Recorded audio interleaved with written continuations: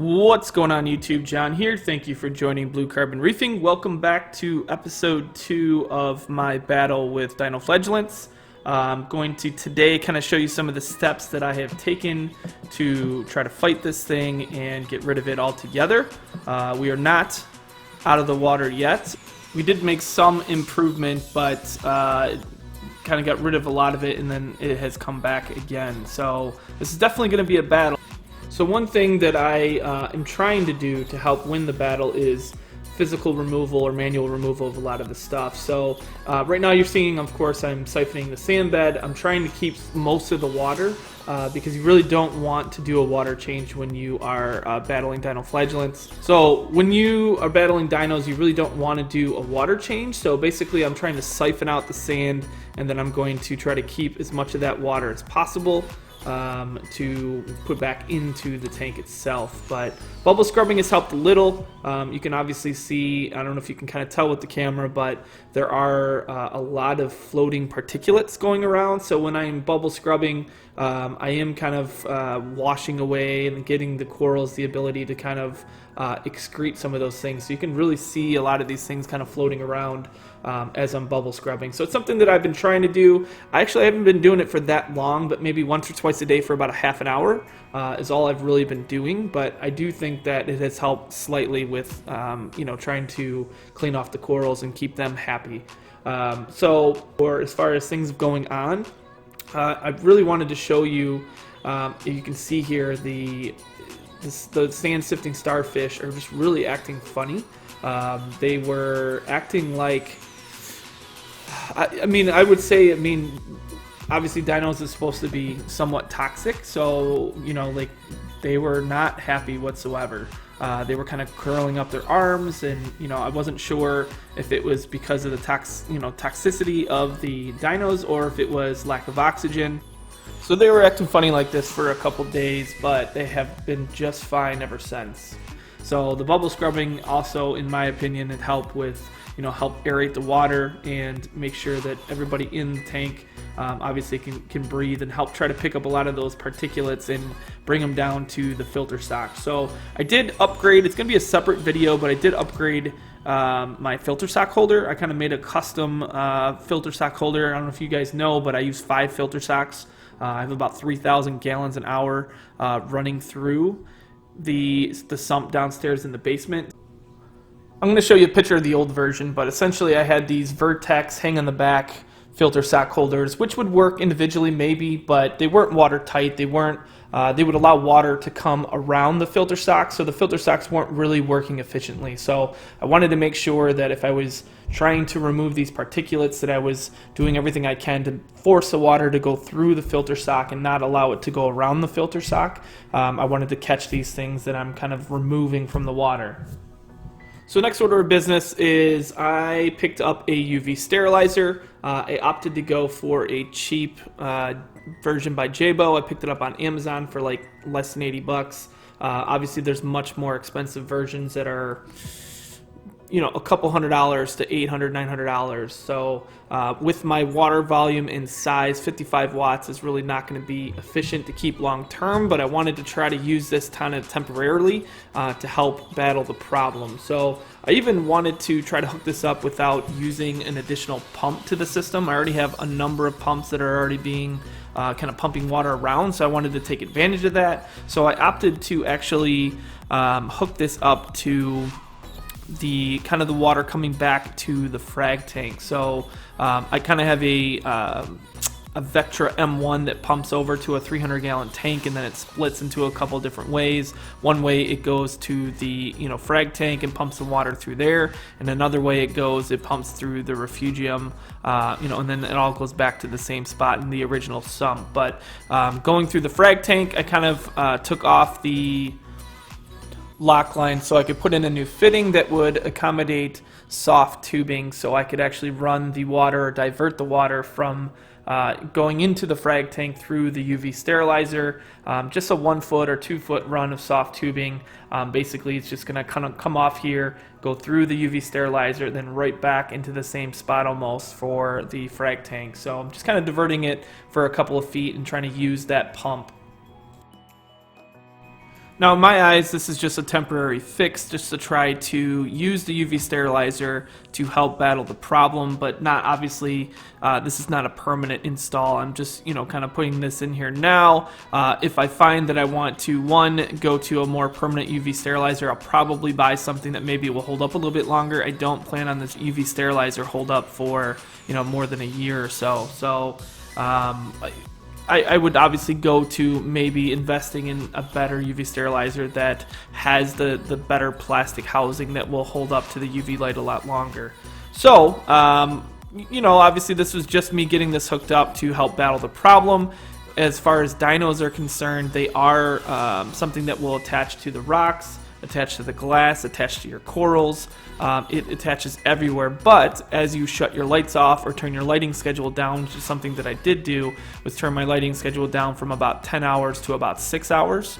That will have a lot more of the protozoan in a free-floating state where that UV sterilizer has a chance to kill it or alter it where it can't reproduce. So that's ultimately what the UV sterilizer is going to do in helping.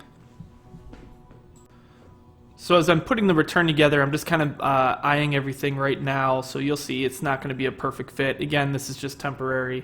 I did cut my hand on one of those metal clamps that you can see that's going around the soft tubing. So FYI to anybody working with these, if you haven't before, just be careful, use some gloves or do something because some of them have some sharp ends to them.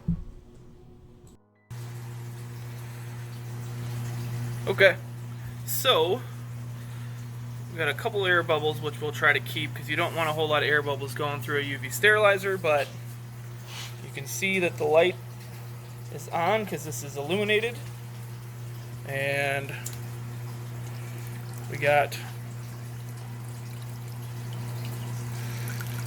test the water flow here, but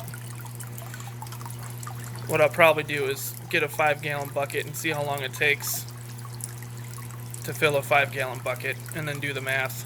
That way I can see what the flow rate is. But I would think right now I'm probably trying to stick around 300 gallons an hour, and it's pretty low flow right here.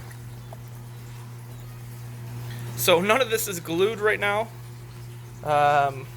We're just gonna let this run for a little while, make sure we're leak free, we got nothing, no drips anywhere, and then we'll come back down to this and kind of go from there.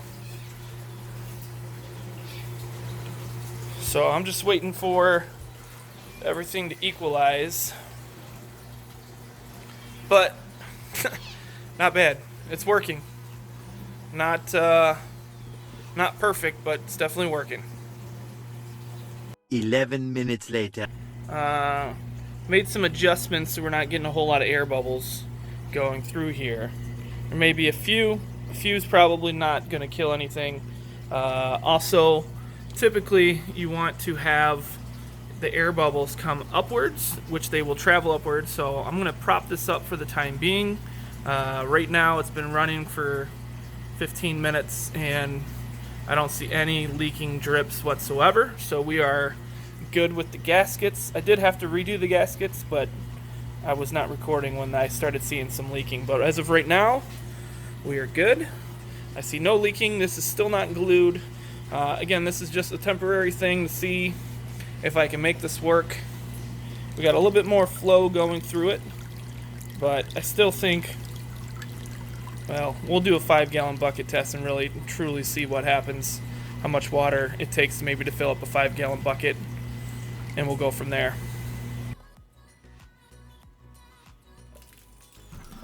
So I basically started the timer as soon as the bucket would start filling up with water and wanted to just kind of time how long it would take to approximately fill a 5-gallon bucket of water. Again, we're using approximate numbers. Nothing has to be too exact here. But actually, if watching this somehow makes you need to go to the restroom, you can pause this video and come back to it later. But just wanted to give you the math, of course. It takes about a minute and a half to fill up a 5-gallon bucket. Did the math to calculate that it's about 3.33 gallons per minute, multiplied by 60 minutes, of course, equates to about 200 gallons per hour of flow. So again, it was trying to do this without using a pump. This is a temporary solution, but I think we accomplished what we wanted to do, which was put a slow flow through the UV sterilizer to give enough contact time for that UV light to kill the parasites that we're trying to get rid of. So just to recap in 30 seconds or less here of what I've been doing is one, I have turned on my lighting schedule on my main display. That is going to allow more of the protozoan to be in the water column, which will hopefully will have the UV sterilizer contact it and help keep its numbers down, keep it from reproducing, try to help eliminate the problem. I've also raised my phosphate levels, and I'm trying to keep them between 0.1 and 0.2 parts per million. That as well, based on research, has helped with stopping the protozoan from reproducing as well. Really what you're trying to do is have other algae outcompete the problem. That way, they're battling for nutrients, and the better ones at being able to absorb nutrients should win. 1 week later. So here is the main display. About a week after, maybe a week to 10 days after adding the UV sterilizer. Not 100% out of the water yet. There's still some on the sand, but compared to what it was before, I'm gonna throw a number out there, but let's say we are 80%. Even the walls, you can see how the coralline's starting to show again. There's still some up top. There's still some on some of the rocks, just a little bit. But in reality, a world of difference this has made. So, very happy. And this is just a 55 watt Jabo, an $80 on Amazon UV sterilizer, running about 200 to 300 gallons an hour through it. So very slow, but I mean, we still got some on the sand here, like I said, but huge difference. The rocks are no longer waving and bubbling and all that good stuff. So huge difference. And we'll back up just so you can kind of see overall what the main display looks like now. And don't think we're out of the woods yet, but we're going to keep doing what we're doing, and that UV sterilizer is going to stay on, and it might stay on permanently. We might figure out a more permanent solution to hook up the UV sterilizer, because I'm actually very impressed with the work that it's done so far. So not sure if that is the silver bullet, but I definitely have noticed an immediate response as soon as I got that UV sterilizer hooked up. So I will kind of bring you up to speed of what was going on today. We're going to have to break this up into another part since we're obviously approaching the 12-13 minute mark here. But I shut the lights off in the refugium for about 10 days. That got rid of all of the dinos in the refugium. However, as soon as I turned the lights back on in the refugium after about 10 days, the Chaeto just took off like crazy. I literally grew almost a 5-gallon bucket in probably a week or two. And then what ended up happening is the phosphate levels dropped again, and I'm not sure if that really what caused the bloom to happen again, but phosphate levels dropped down in the 0.05 range again, and again, we've broken out with dinos again. So I'm going to show you what the main display looks like again today, just so you can kind of compare. But basically, it's come back, and the UV sterilizer may be helping, but I'm now going back to focusing on keeping the phosphate levels between that 0.1 and 0.2, and still trying to do whatever I can here to manually remove when I can, but I really am not trying to change any water, because every time I've changed a little bit of water, I cleaned the frag tank up really good, and scrubbed all of the frag plugs and everything just to get everything I could off of them. And I replaced about 80 gallons of water out of a 1,200 plus gallon system, and even that I could notice made the dinos kind of bloom again, which is exactly what I don't want to happen. So I don't know what it is with the fresh salt water, but don't change your water if you have a problem with this. I am just dosing my 2-part calcium and alkalinity, and that's pretty much it. I'm not trying to do any amino acids. I'm not trying to do any additional elements as far as magnesium or iodine. Just the bare essentials to keep the corals, growing and thriving. And I will say, for the most part, the corals have been just fine when it comes to, losses. I've only lost a couple clams. I had 2 clams in the main display, and I'm not even sure it was the dinos. Maybe there was a problem again. The dinos can be somewhat toxic, or if it was the fish that, started picking at it. So I will say I have had 1 fish loss, which was my fox face, my magnificent fox face in the display. It sucks. I don't know why. He seemed like he was healthy. Again, I don't know if maybe he ate some dinos or something, or had another problem for another reason.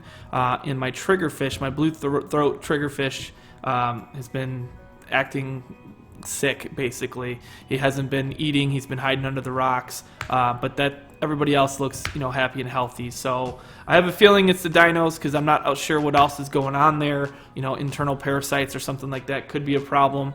I did not see anything external. It's, nothing showing ick or anything like that in my system. And I've really been very, very diligent as far as keeping stuff out of the system. So as far as that's concerned, I'm really thinking it's the dinos. But I'm going to keep battling this battle, really, at the end of the day. It has come back, but we will, go back to what was working before, and hopefully we will be able to update you guys. So stay tuned for part 3. If you are new to this channel, welcome. If you like what you see, go ahead and hit that subscribe button. If you can hit a like to this video, that would be awesome as well. And we will catch you guys on the next one. Happy reefing.